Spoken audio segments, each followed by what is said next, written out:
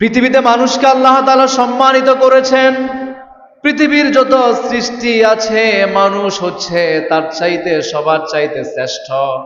কোরআনে আল্লাহ তাআলা বলছে, ওয়ালাকাদ কাররামনা বানি আদম ওয়া হামালনাহুম ফিল বাররি ওয়াল বাহর ওয়ারযাকনাহুম মিনাত তাইয়্যিবাতি ওয়া ফাদ্দালনাহুম আলা কাসীরিম মিম্মান খলাকনা তাফদীলা।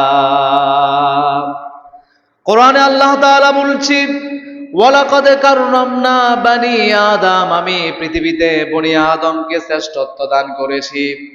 পৃথিবীতে বনি আদম হচ্ছে শ্রেষ্ঠ জাতি, আর আমি তাদেরকে জলে এবং স্থলে চলাচলের জন্য বাহন দান করলাম। ওয়ারযাকনাহুম মিনাত তাইয়্যিবাত, আর আমি তাদেরকে পবিত্র জিনিস করে তাদেরকে আমি রিজিক দান করেছি। অপবিত্র কোনো জিনিস আমি বান্দার জন্য দিই নাই। পৃথিবীতে যেগুলো অপবিত্র আছে, খবাইথ যেগুলো আছে, সেগুলো আমি মানুষের জন্য হারাম করলাম।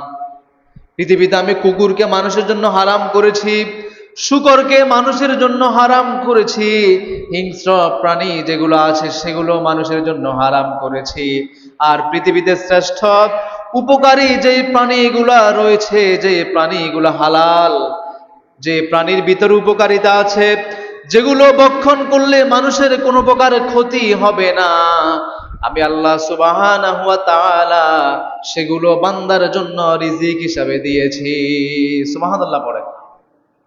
ওয়া ফাদ্দালনাহুম আলা কাসীরিম মিম্মান খলাকনা তাফদীলা, আমি আল্লাহ তাআলা যা সৃষ্টি করলাম সেগুলোর চাইতে আমি মানুষকে শ্রেষ্ঠত্ব দান করেছি, মর্যাদা দিয়েছি। সুবহানাল্লাহ পড়েন।